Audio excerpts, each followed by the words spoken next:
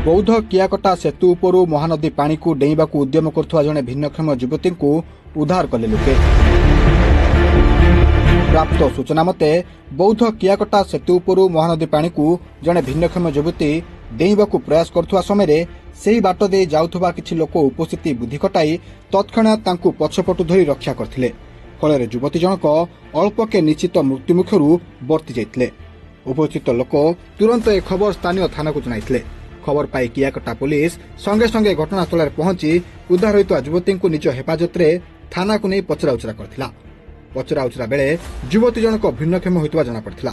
युवती जनक एक कागज रे निज घर बापा और भाई को नाम सह ठिकाना लिखिथिले।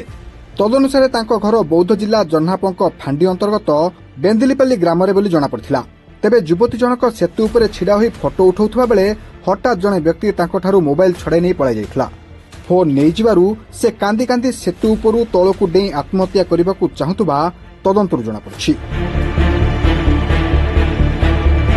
बौद्धर अक्षय महाकुड़ଙ୍କ रिपोर्ट रिपोर्टर्स टुडे।